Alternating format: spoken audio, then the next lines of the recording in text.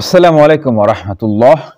বনি ইসরায়েলের জনক ব্যক্তি একদিন মনে মনে এরাতা করিল, অদ্র রাত্রে আমি সদকা করিব। সেই মতে সে রাত্রিবেলায় চুপে চুপে এক ব্যক্তির হাতে কিছু মাল রাখিয়া আসিল। সকালবেলা খবর লইয়া গেল যে রাত্রে কোনো এক ব্যক্তি চোরকে সদকা দিয়া গিয়াছে। লোকটি শুনিয়া বলিল, মাওলা, তোমার প্রশংসা, চোরের চেয়ে অধমের হাতে দেওয়া হইলেও বা আমি কি করতাম।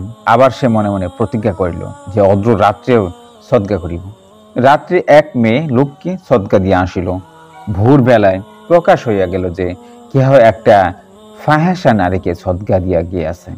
লোকটি এইবারও আল্লাহর তারিফ করিয়া বলিল, আল্লাহ, আমার মাল তাহার চেয়ে নিকৃষ্ট লোকের হাতে যাওয়ার উপযুক্ত ছিল। তৃতীয় দিনও এরাদা করিল যে অদ্র রাত্রেও সদকা করিব। সেই রাত্রে একজন ধনী লোকের হাতে সদকা পড়িল। সকাল বেলায় বলা বলি হইতে লাগিল যে রাত্রে কেহ মালদারকে সদকা দিয়া গেল। সে লোকটি বলিল, হে আল্লাহ, সমস্ত প্রশংসা তোমার জন্য। আমার মাল পাইল চোরে, ফাহেসা মেয়ে লোককে আর ধনী লোকে। রাত্রে সে স্বপ্নে দেখিল তোমার সদকা কবুল হইয়া গিয়াছে। সুবহানাল্লাহ।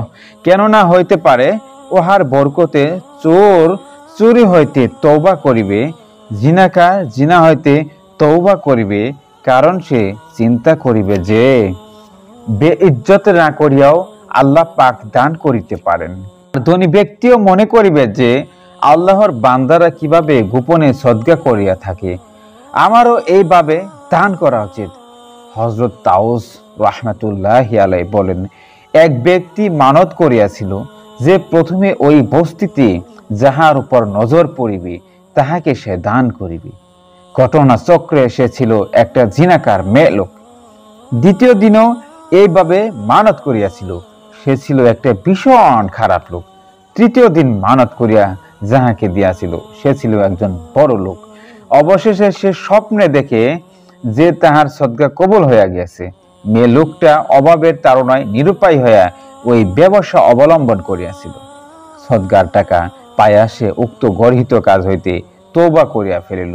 দ্বিতীয় ব্যক্তি অভাবের দরুন চুরি করিত, দানের টাকা পাইয়া সেও চুরি হইতে তওবা করিল।